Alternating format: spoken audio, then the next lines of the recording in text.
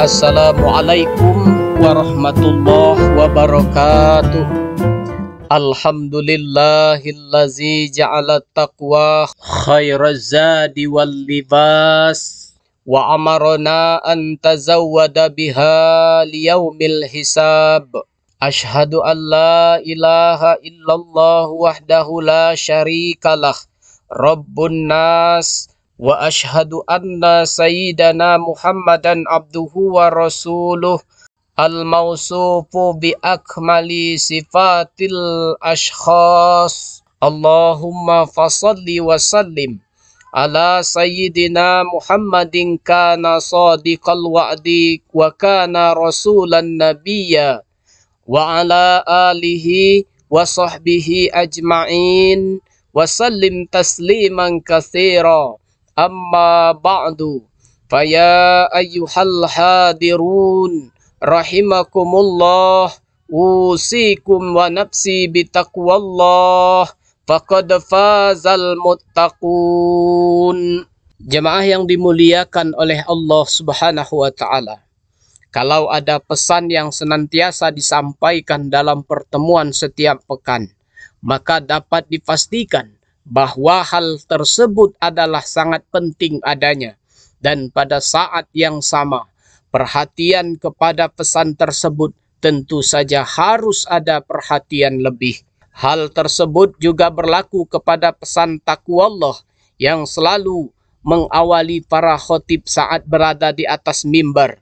Oleh sebab itu, takut kepada Allah Subhanahu wa ta'ala dengan menjalankan segala perintah dan menjauhi segala yang dilarang harus menjadi memperoleh perhatian. Betapa pentingnya umat Islam untuk terus menjaga semangat taqwallah tersebut, sehingga selalu diingatkan pada pertemuan saat menjalankan ibadah sholat Jumat. Sekali lagi, marilah kita evaluasi kualitas taqwallah tersebut dengan harapan terus menjaga dengan baik. Apalagi bekal terbaik untuk kembali menghadapnya adalah takwa. Salawat dan salam Allahumma salli ala Sayyidina Muhammad wa ala ali Sayyidina Muhammad. Jemaah yang mulia, berkah sering dijadikan tujuan hidup di samping mencari ridho Allah Subhanahu wa ta'ala. Keberkahan membuat hidup kita menjadi bahagia. Di sekolahan kita diajarkan yang penting mencari berkah, bukan sekedar kepintaran. Kalau sekedar pintar saja tetapi tidak berkah, maka ilmu tersebut bisa menjadi malapetaka. Orang tua kita juga memberi pesan agar dalam hidup yang kita cari adalah berkah, dan berkah ini tidak selalu berkorelasi dengan banyaknya harta yang kita miliki. Ada sebuah hadis yang sering dijadikan doa, terutama kepada pengantin, yang sering kali dijadikan sebuah kutipan dalam undangan pernikahan, yaitu barakallahu laka wa baraka alaika wa jama'a bainakuma.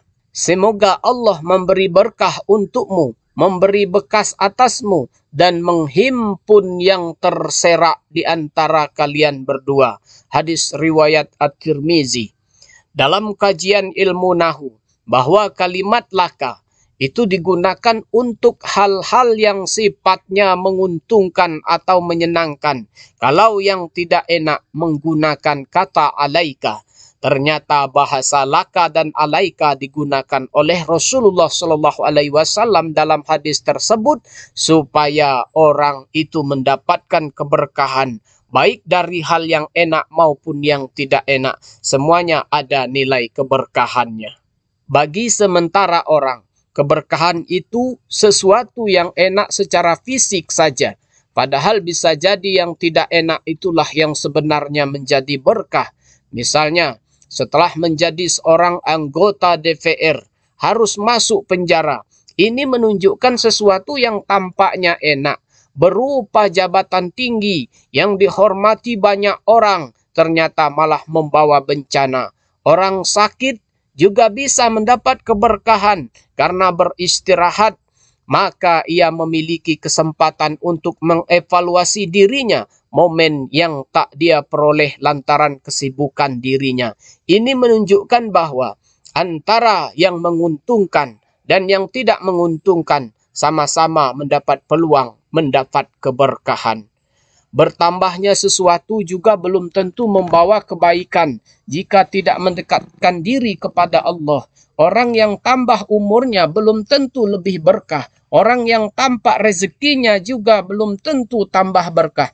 Demikian pula orang yang tambah ilmu juga belum tentu mendapatkan berkah jika ilmu tersebut hanya menjadi kebanggaan diri, bukan untuk diajarkan kepada orang lain atau untuk menambah keimanan kepada Allah Subhanahu wa taala. Perhatikan pesan ini. Bismillahirrahmanirrahim. Man izdada ilman wa lam yazdad hudan lam yazdad minallahi illa bu'da. Barang siapa yang bertambah ilmunya namun tidak bertambah petunjuk yang ia raih, niscaya dia hanya menambah jauh jarak dari Allah Subhanahu wa taala. Jadi ilmu tambah bukan berarti semakin dekat dengan Allah Subhanahu wa taala. Ini adalah cerminan dari ilmu yang tidak barokah. Jemaah Jumat yang dimuliakan oleh Allah Subhanahu wa taala, berkah itu maknanya kebahagiaan. Orang berbahagia sering diukur hanya dari ukuran fisiknya.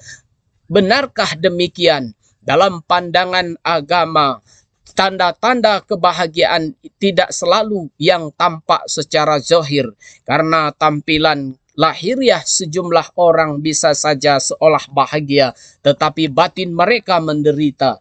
Wa min ayatihi an khalaqalakum min anfusikum azwajan litaskunu ilaiha wa ja'ala bainakum mawaddatan wa rahmah. Di antara tanda-tanda kekuasaannya ialah dia menciptakan untukmu istri-istrimu dari jenismu sendiri, supaya kamu cenderung dan merasa tentram kepadanya, dan dijadikannya di antaramu rasa kasih dan sayang. Quran Surah Ar-Rum. Hadirin yang dimuliakan oleh Allah Subhanahu wa taala, dan marilah kita berdoa semoga keberkahan hidup akan senantiasa diterima, sehingga kita akan benar-benar hamba yang beruntung, yakni insan pilihan yang memperoleh kebahagiaan sejati, tidak semata di dunia, juga di akhirat kelak. Amin ya rabbal alamin. Barakallahu li wa lakum fil Qur'anil azim, wa nafa'ani wa iyyakum bima fihi min ayati wa zikril hakim. Aqulu qawli haza fastaghfirullahal azim, innahu huwal ghafurur rahim.